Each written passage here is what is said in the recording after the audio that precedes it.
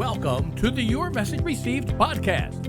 And now, taking your message to the finish line, your host, John Duffin. Hey folks, John Duffin here, Duffin Media. Welcome back to another episode of Your Message Received. Your Message Received is the home, the place, the platform to help you find your best, most true, authentic business voice. Heck, your most true, authentic voice. Get what you want, find what you need, improve your results, meet person of your dreams, make billions of dollars. Can't quite guarantee those last two, but I feel really confident we're going to get there based on today's guest. So no pressure. But in the meantime, I'm really excited because I've got somebody online that I want to get to know better and is a communications specialist. By the way, Jem Fuller, I am thrilled that you are here. Welcome to the show first before I go on some 4-hour intro thing. Jem, thanks for showing up for me.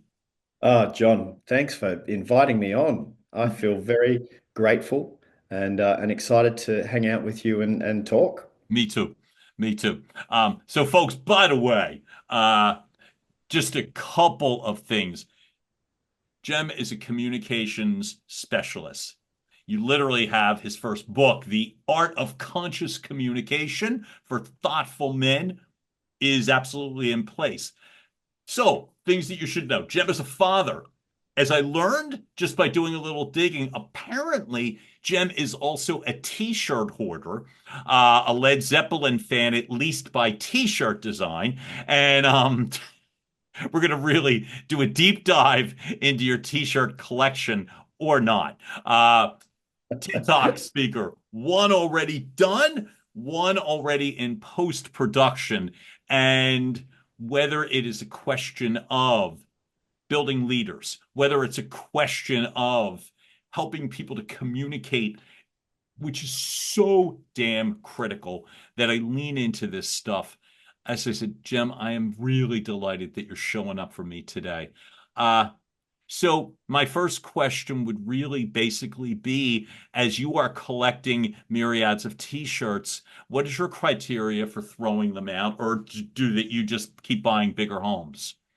No, I had literally just done a spring clean, and Whoa. we've just been through spring down here in Well, Australia, you're right? still in Australia, right? We're all upside down. So we've Nice. literally we're a few days into summer now, and our Christmases Mhm. are in board shorts on the beach, right? Which is interesting. God And bless you. my God partner bless said to me last night, my partner said to me, "Do you think we could do a white Christmas one year?" I said, "Sure, let's go do that." Because you can imagine all the films that we see and all the TV shows and all the stuff around Christmas.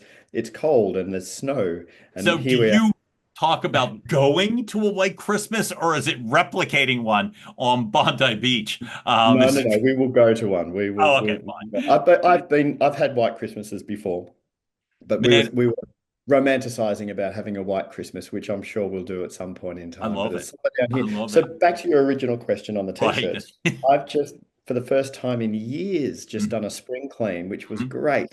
And I went through all of my wardrobes, and my criteria for giving stuff away or throwing it out was Mhm. if I haven't worn this piece of clothing in the last 2 years, it's out. Oh, that's harsh. But I had to make some exceptions to the rule because I came across one of my favorite ever t-shirts and I'd forgotten that I had it. And it's the favorite t-shirt that you saw with Led Zeppelin Ah, on the front. there you go. And it's not just because the t-shirt looks cool. I love Led Zeppelin. We both do. Taylor and I both love There you Led go. Zeppelin. And I found this t-shirt and I put it on and it still fits. And I was like, oh, what a surprise. It was like, a free Christmas gift. Well, a win for a lot of reasons, including the fact that it still fits.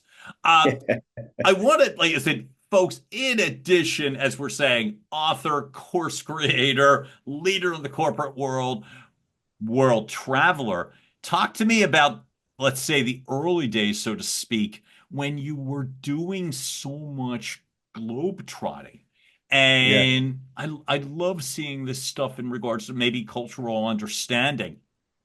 Yeah. Look, my decade plus of traveling around the world, Right. it wasn't with lots of money and flying and Hmm. staying in flashy hotels and living the high life. It was the Right. opposite. I had next to no money. Hmm. I would only ever really have just enough money to scrape a one-way airfare to somewhere, Hmm. and usually to a developing country where it was cheap to live, Hmm. but also Yeah. very different to where I grew up in suburban Australia. And Hmm. I was compelled to try and travel into places that were as different to where I grew up as possible. So I found myself in lots of weird and wonderful places around the world, and I would go there and live very, very cheaply, and cook my food and wander around, sleep outdoors if the weather was permitting, and then when I ran out of money, I would find a way to make some money somewhere. So whether that was a kindergarten teacher in Taiwan for a year, or Wow. whether that was fire dancing, or whether that was tribal tattooist, which I could do around the world, or working as a laborer or a motorcycle courier, or all sorts of wonderful different ways to fill the coffers up a little bit again and then get Right. back into traveling. And that was me from the age of 18 through to about 32. New friend of mine, who was recently on the podcast, is also a very is a literally a world traveler, diplomat, and one of the things that she talks about is Morgan Denicola talks about that sense of just nothing. You can't read culture. You could try. Mm, You can mm, try. mm. Um, or watch videos. You could try, but nothing smacks you in the face of real cultural differences and or then physically being there. Can I Yeah, ask you in terms of in like I would so prefer to ask you tattoo ritual questions, but I'm going to go to one which is what's yeah. something that you feel like you've taken away that someone shared with you that either you had no idea or you may have known it, but you had no idea of what the real ramifications were. Yeah, what a lovely question, John, Mm. and an important one. I think it's really important. Hmm. And now, with the benefit of hindsight and retrospection, and given the context of the state of play globally now, with people being so easily manipulated into Hmm. division, Hmm. whether it's through the algorithms or the political agenda or whatever, Hmm. but people are being divided. So it's very important this now, and it's a lesson that was beautifully exemplified to me by a young Pakistani man on a bus in Pakistan in 1998. And the time, Okay. so this is 1998, this is Hmm. prior to 9/11, okay? Yeah, sure. And it was in the time when Osama bin Laden claimed responsibility for bombing the US embassy in Africa. And Mm. so the American government at the time sent cruise missiles into Pakistan to try and kill Osama bin Laden. They Hmm. failed, but they tried. I was in Pakistan as a traveler at the time, and I was on a local bus. And the young man sitting next to me was a university student, so he spoke a bit of English, which was great because my Right. Urdu was very limited. Hmm. And we were having a chat about what we have in common, right? Now, he was a devout Muslim. I was, I had been a Christian and then had moved away from religion, but still very spiritual. But Hmm. we had all these easy to spot differences. We Right. spoke different languages, we ate different food, we had different beliefs around God, etc., etc. But he wanted to point out to me what we had in common. And he said very simply to me, Jem, if I cut your skin here, and he pointed to my forearm, and I cut my skin here, and he Mm. pointed to his forearm, he said, we have the same color blood. Mm. And that one beautiful line that he said to me just resonated in that moment. He was pointing out to me that we are humanity, we are humans, we are connected, we are the same species, we live on the same planet with the same access, not the same access to resources, but the same global resources, and it was a really beautiful spiritual moment for me. And then now I look back a couple of things. One, why was I called to travel to such different cultures and Yeah. try and connect with people by living in their culture? Hmm. And it was really that to experience this oneness as humanity. And now also it really informs a wonderful way into any kind of mediation, right? Mm. when we need to communicate with someone who's very different to us, perhaps they have a different opposing idea. Hmm. Maybe someone who is pro-life is needing to talk with someone who is pro-choice, or Hmm. maybe a Democrat needs to speak with a Republican, or maybe a pro-vaxxer needs to speak to an anti-vaxxer, right? How do we approach situations where there's different ideas or ideologies? Start with what we have in common. Mm. Start with what we have in common. And you don't have to peel back too many layers to find that, we all need food and shelter. It's like I say in the TED Talk, we all need water. We all love our children. We all grieve when a loved one dies. We have so much in common. Let's start there, Mm. please. Let me ask you one question, if I heard you correctly, just based on the sense of the reason that you, as you say, that you chose to travel and the things that you were seeking. Um, what were you originally seeking as you begin the journey? I'm sorry, Yeah, and to think what was the travel bent or whatever that got yeah, you moving? yeah. I was seeking adventure. Hmm. I was seeking freedom. And Okay. so that's what I was moving towards. What I was running away from. Yeah. What I was running away from was convention, was establishment, Hmm. was the rat race. I was very consciously anti-establishment. Always, or did No, it? when I was, yeah, right through my teen years, and so now, if you want to dig deeper into the psychology behind it, Yeah. I was a reaction to my father. So I loved my father. Don't get me wrong, I loved him, but there was also a lot about him that I abhorred, and I didn't want to be. And Hmm. so my dad was very conservative. He was a good man. He was a Christian. He was a Hmm. charity worker. He was a business owner. He was an entrepreneur. And he was very loved, Hmm.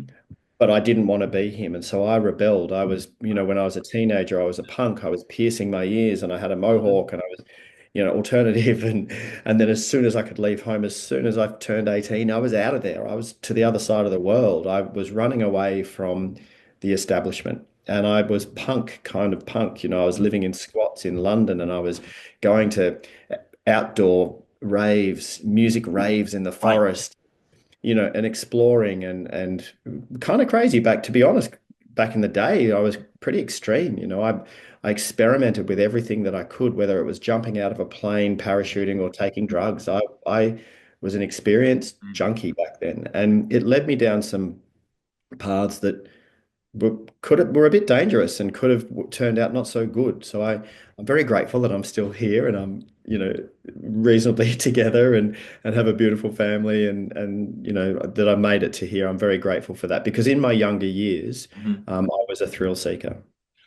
What was you have to add gutsy to that criteria as well too. Or So stupid.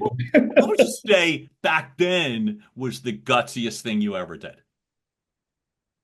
As you think Oh, about it now, you know what I mean? yeah. Back then, you're like, my God.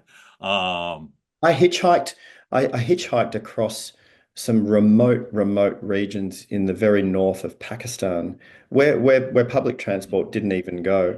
And mhm. I went through this one particular pass up into the Kalash valleys, and I got told when I was getting on this local minivan, this local Right, bus, right. I got told there is a very strong chance that this bus will be hijacked. And more of a chance that we will be hijacked if they know that you're on the bus because you're a foreigner and you're worth something if they were to Oh, kidnap you. okay. I got it. So I was already dressed as locally as I possibly could. I wore a Kurta pajama, I had a beard, and I look reasonably dark features, so I could kind of fit in. Hmm. And they were encouraging me to be in disguise, so there was less chance of the bus being hijacked, right? Wow. Anyway, so we got through this section in the mountains where the dangerous part, and then we got to the Kalash valleys, and the Kalash people, they're not Afghani. They're not Pakistani, but they're nestled in the mountains between Afghanistan and Pakistan, but they Mhm. apparently come from Alexander the Great. They were descendants from Alexander the Great when he came over there, and they're fair-skinned and blue-eyed, and they look European. Anyway, I was living in these villages with these people, and I knew that at the top of this mountain range was the border to Afghanistan. Oh, And I was curious and I wanted to go and check it out. Again, this is in 1998. So still Mujahideen law, still Mujahideen cruising around on horses with Kalashnikovs. This was prior to, you know, 9/11.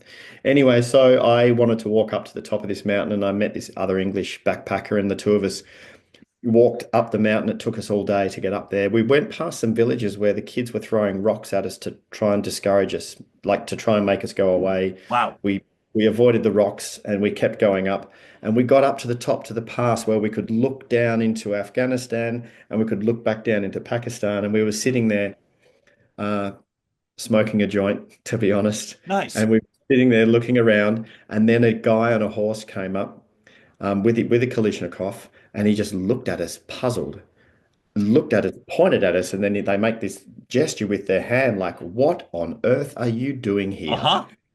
And we were like, we're just looking around, just tourists, just having a little smoke and enjoying. He pointed with his gun, he pointed at us with his Kalashnikov, and then he pointed back down the mountain where we'd come from, as if to say, "Go away." So we were like, "Yep, So sure. did you? Assalamu alaikum. We'll leave now."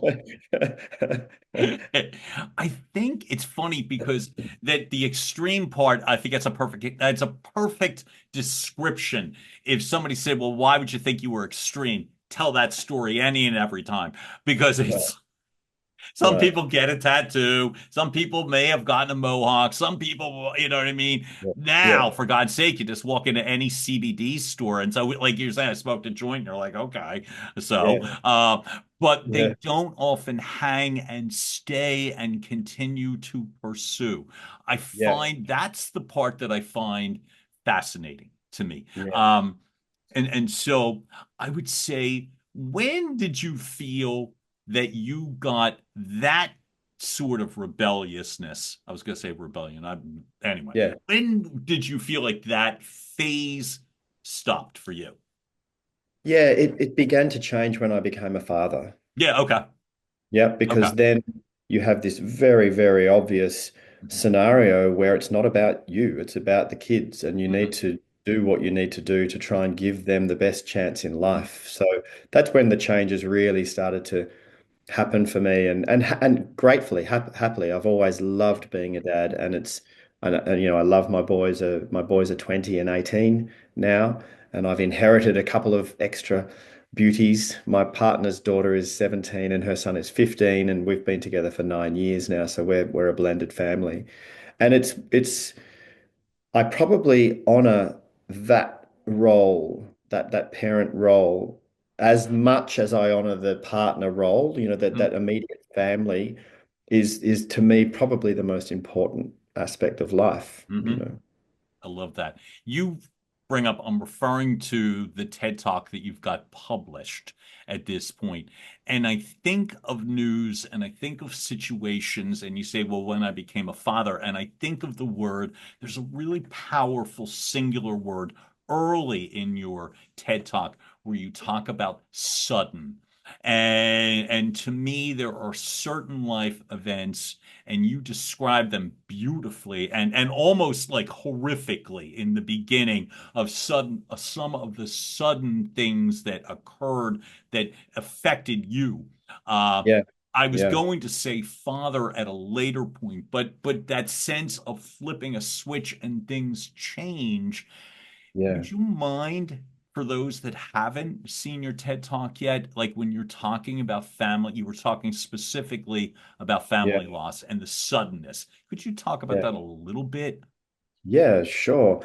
There were two deaths in the family that happened within a few months of each Right. other, and the first was my father's death, and that came with warning. He was only 65, but a year Young. before, yeah, a year before his death, he was diagnosed with a brain tumor. So we knew it Okay. was coming. And over that year, he deteriorated, and we ended up doing palliative care at home, which was Hmm. in the end, it was actually quite beautiful. Hmm. He was at home with us. We were nursing him Hmm. through to the end. We were bedside. We were singing to him. We were all bedside when he took his last breath. We were all right there, and it was quite Okay. beautiful, including my youngest brother. I'm the eldest of four kids, Oh, and okay. my youngest brother had flown home from Canada. He was living in Canada. He'd moved home to Australia from Canada, Hmm. and he said to Mum, "I've come home. to look after you after dad dies and to be close while you go through the grieving period with dad. Mhm. 4 months after dad died, my little brother died on his motorbike in a Mm, head-on collision. mm, That was the sudden bit that you were referring to. And mhm. because when someone of the generation above you dies, it's kind of more normal. You think, of course, that's Right. going to happen. But when the youngest member of the family dies instantly in a head-on collision on a Mhm, motorbike and very close to when dad had mhm, died, it was shocking, absolutely shocking, mhm, and traumatizing. It was mhm, to this date the hardest thing I've ever been through. mhm, Um, and you can imagine for my mum, right? So mum had just lost her life partner and then the youngest of her four kids within a few months of each other. mhm, So yeah, man, it mhm. was shocking and hard um and also in a really hard way, very beautiful as well in terms of the communal grieving afterwards. You know, I grew up in a house with an open door policy. As a kid, we always had visitors and guests, and people were welcome to come to our house and eat with us anytime. And it Right. was the same in grief. You know, we had a lot of people coming through the house and cooking for us and cleaning for us and holding us and crying with us and grieving with us and washing our clothes for us. And it was a community grieving together, and that's beautiful. I think that's really beautiful. The word community to me, as you just brought it up, that was one of the things that very much got my attention. By the way, you something that sparked in terms of how to utilize communication, how when not to. You used a description about these long, heavy silences. And Mm, I bring just the grouping of words.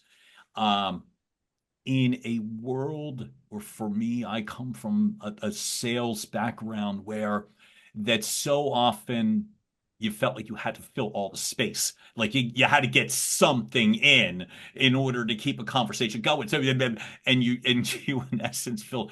So it's not just impactful when I see those words. Like it almost is like gasp inducing in a sense based mm, on the context. But mm.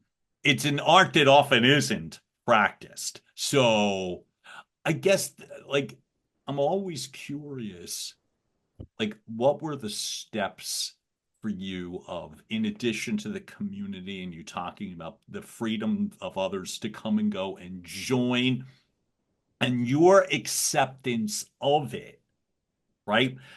Question for you, what was it in terms of like in a really rough experience, and then you say, well, it was kind of beautiful. What was it like when people were converging, and was it something where you were feeling like, okay, no, I don't want to talk, I don't want this, I can't handle this, or was it more organically accepted by you? I don't mean your family, I mean by you. Yeah, no, organically accepting, Hmm.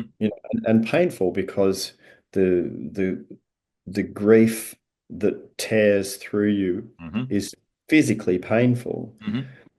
And you go from a moment where you are wailing, Hmm.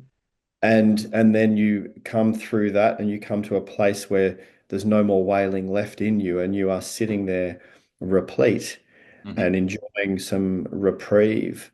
And then the front door opens, and one of your closest friends walks through the door, who is also really close with your brother, and collapses, and you catch them and you fall to the floor again, and the two of you are wailing all Hmm. over again. Hmm. And there was no trying to block anything. There was just complete surrender Hmm. to the horror of the grief, the pain, and the connection, and the tears, and the hugs, and the whole thing. There was just complete surrender to it. So, yeah, in answer to your question, no, I wasn't blocking anything.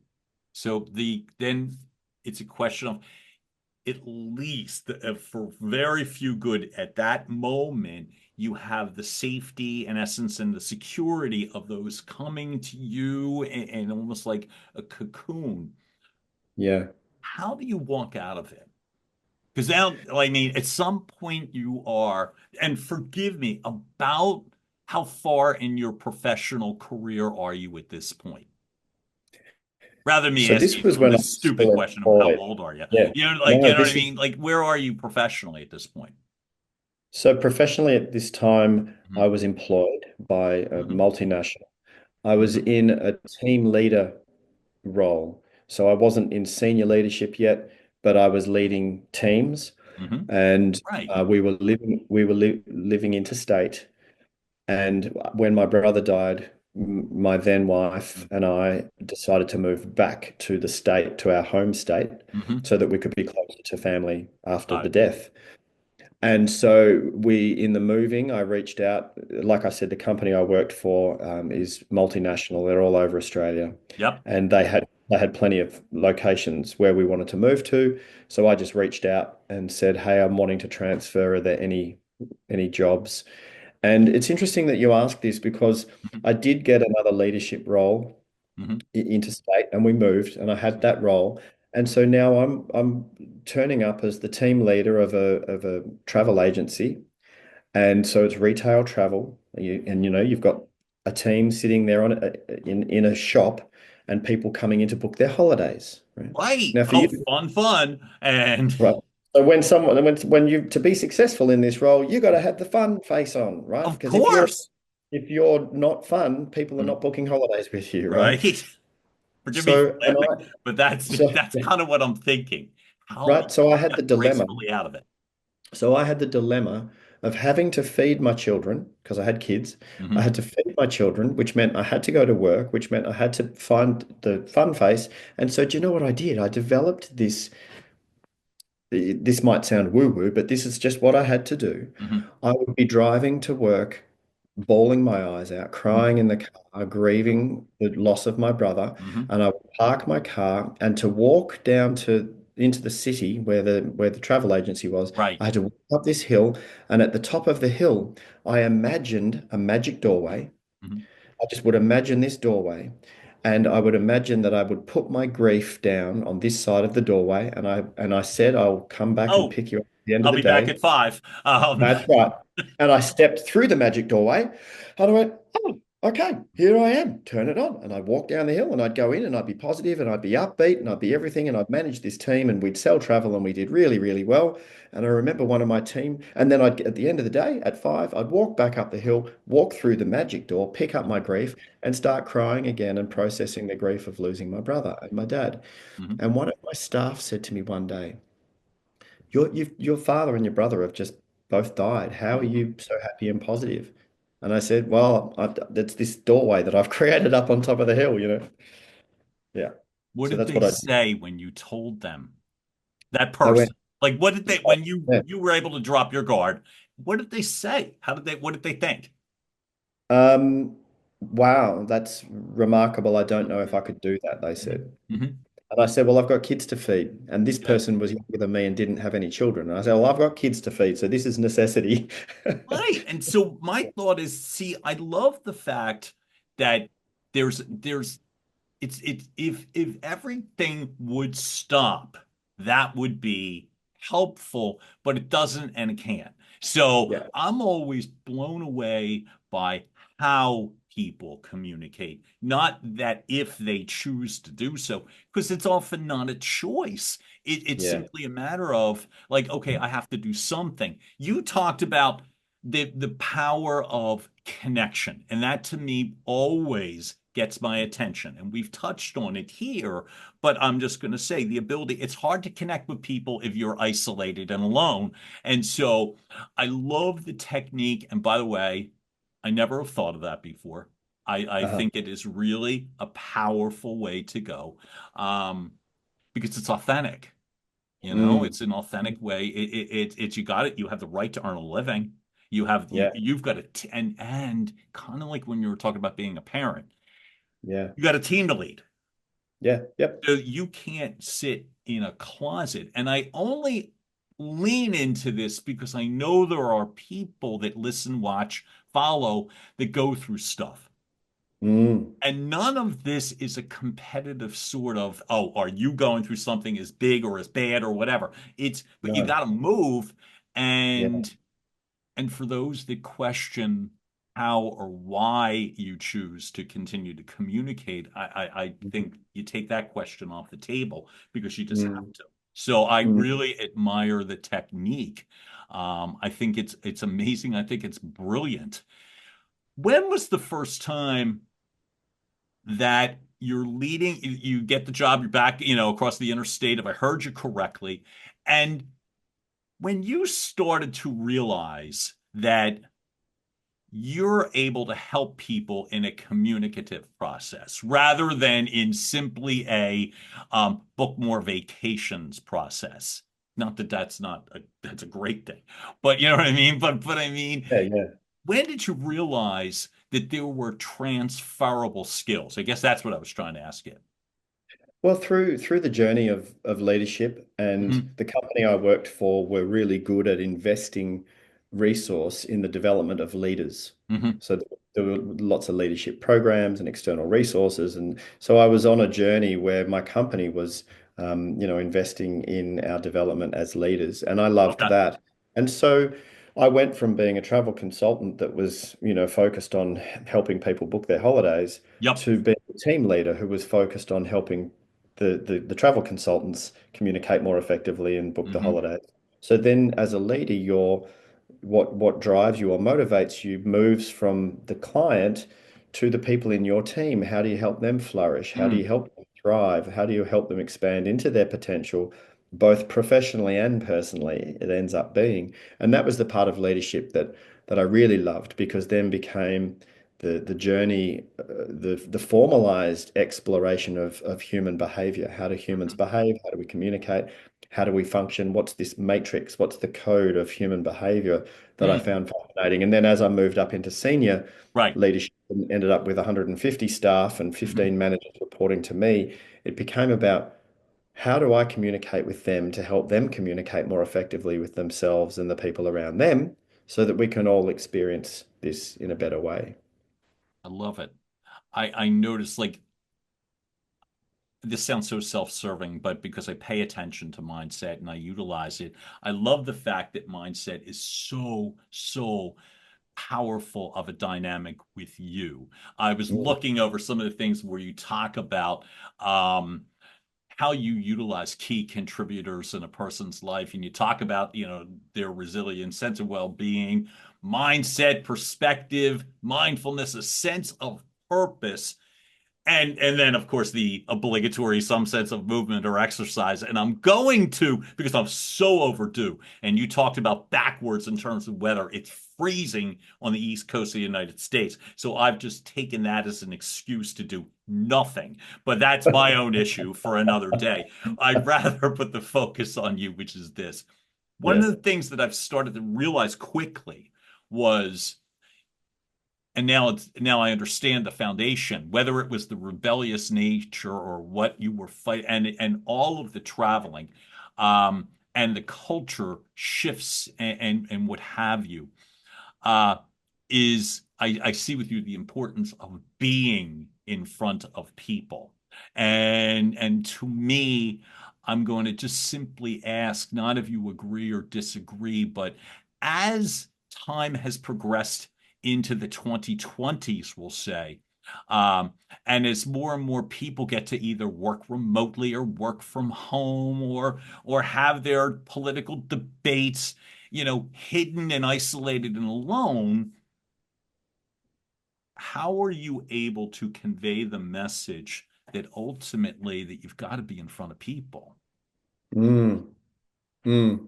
And it's an important message just because of Hmm. exactly what you said, John, in Yeah. terms of people, being able to work from home. Hmm. And when people are hidden behind the dashboard of a car, and they're in Oh, they behave in ways that they wouldn't if they weren't just behind the wouldn't. steering wheel of the car. And it's the same when they're behind a keyboard, and there's Hmm. a certain level of anonymity, and people behave in ways that are a bit, oh, really?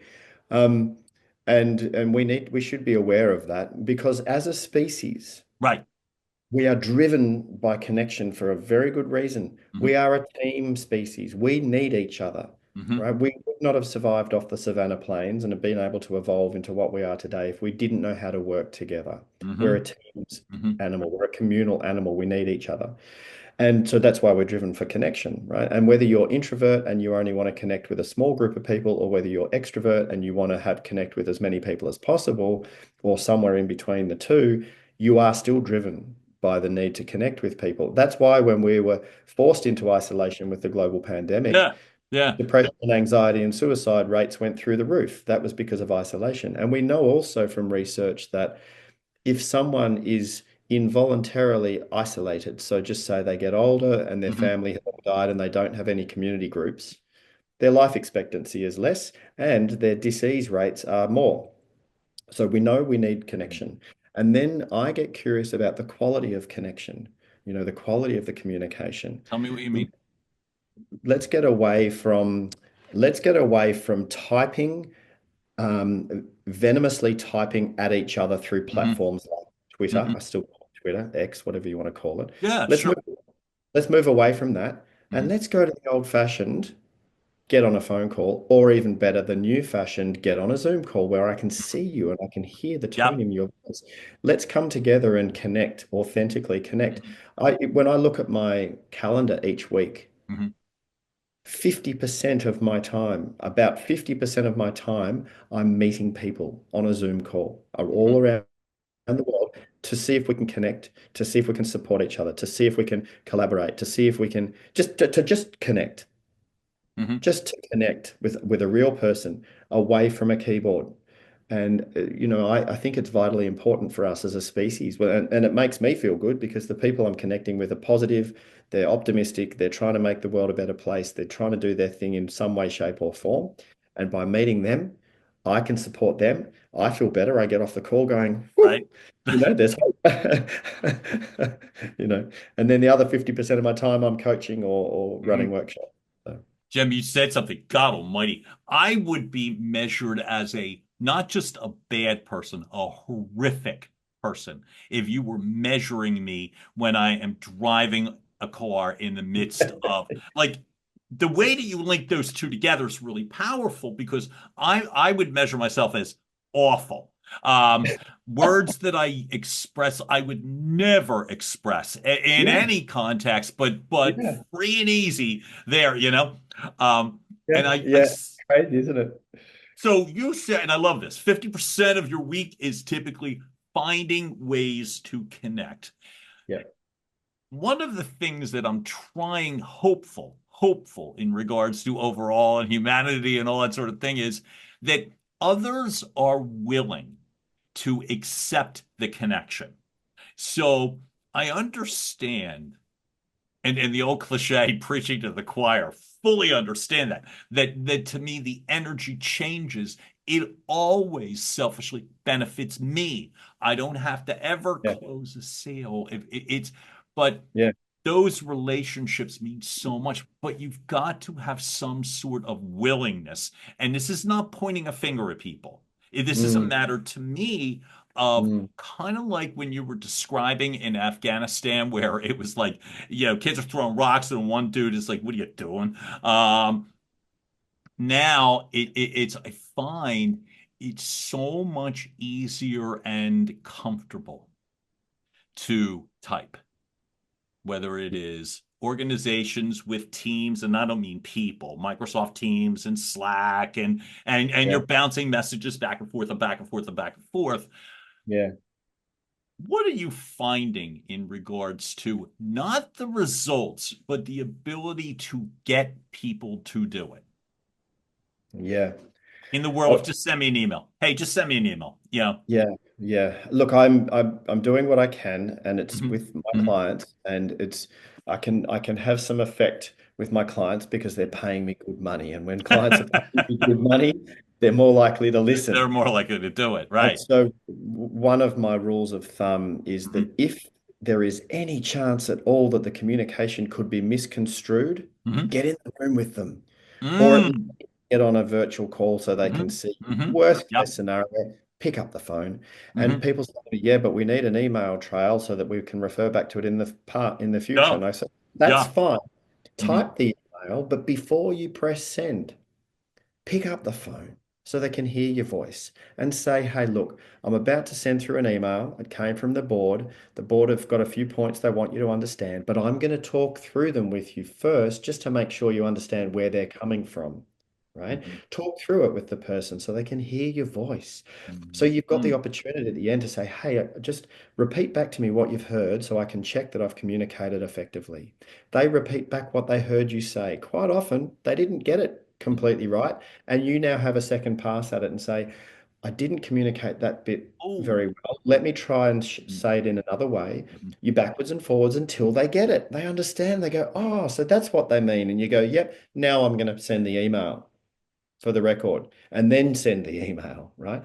Or in a personal context, Right. you've got a friend and you're upset with a friend and you want Mhm. to tell them Right. you're upset because of this thing, right? So you start typing this text and you do this long text and you go back over it and you rewrite it and you reword it and you're putting all this energy into writing a text that Mhm. they will understand Mhm. where you're coming from. I guarantee you they'll misconstrue it. They'll read it Guarantee is the and word. they will be Guarantee. 100% they'll be upset with you. Mhm. Pick up the phone. Pick up the phone. And I know we avoid this more and more. I watch my kids do it. They Sure. they pick up the phone so they can hear your voice at the very least. Best case scenario, get in the room with them, Right. because when someone can feel you, they can see where you're coming Mhm. from. And if you're coming from a good place, like if you care about a good outcome for the greater Mhm. good, you're coming from a place of love, even if you're a bit nervous or you don't like confrontation or whatever, I guarantee you'll get a better result if you get in the room or get on the phone. I think also people, I love this. And by the way, I wanted to ask you, and I love the fact, and in a way, I know you've created a course. I think that's fantastic, but I want to identify something different in one Mm, of the strengths in terms of building leaders. mm, And you talk about the benefits of uncovering blind spots. And mm, to me, as you've just described that example, it would be really hard to do that in strictly an email trail. yeah. And without getting a lot of crazy hurt feelings, or how dare you, or blah, blah. And so there's a warmth in the way that you speak. And Mm. I'm just saying that, and there's an ease in the way that you say things. And so what would be like what, for example, and I don't mean to pick on an individual, but I'm just literally going to say that when you're uncovering blind spots, what are some more common blind spots that you find in, say, leaders today as opposed to 5 years, 10 years ago? Mm. Well, a blind spot is for all of us, a big blind spot is to the extent to which our ego is driving the bus, right? And our ego is our sense of identity, who we think we are, and it's Okay, okay. necessary, Now right? I So get it. Thank you. it's not a bad thing. We're apparently we're supposed to have a sense of identity because we do. And it Right. has evolved with us arguably to help to Hmm. keep us safe, Hmm. so that we can protect ourselves, etc. However, the ego, our sense of identity, Hmm. because it's so defensive and so fearful of being attacked, it jumps and reacts and it holds very tightly onto its sense of who it thinks it is, which Hmm. is also enmeshed quite literally in our brain. The same parts of our brain light up when we talk about our sense of identity as when we talk about our ideology or our politic. So when Right. people have a strong idea of something, Hmm. sense of who they think they are is enmeshed in that. Now, the ego is very defensive because it's fearful of being attacked. Hmm. So when someone has a very different idea to you, you get very, very defensive and you queue up and you're waiting for a gap in the conversation to jump in and Hmm. defend your point of view and to get your point across Yeah. and to challenge them, right? Uh-huh. That's very natural. That's very Yeah. natural. And it happens to the extent that we're not even aware it's happening. Now, that's a blind spot. When you're not aware something's Mhm. happening, that's a blind spot. So we all have blind spots there. And I think that because of the change with the social media Right. platforms and now with artificial intelligence and Hmm. also with political and algorithmic Hmm. incentives to divide us, Yes.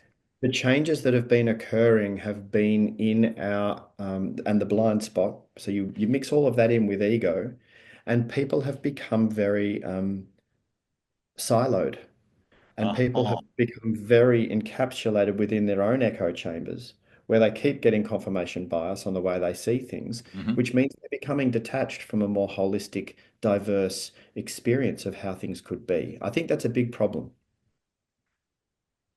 You describe in the way that like you talk about like why you're so passionate about getting out or the Zoom calls and what have you. Mm, Um, and we touched on willingness before. It really matters to me, which is why I mm, lean into voices such as yours because I get frustrated not on what people are doing, and I did it. I just today was on a broadcast and talking about a very dear friend of mine, very dear friend of mine, where I'm going to act all tough guy with him a few years ago because you said it and it means you must be voting for. And it's like I like same way as driving in the car. I just wouldn't do that if I was looking at you.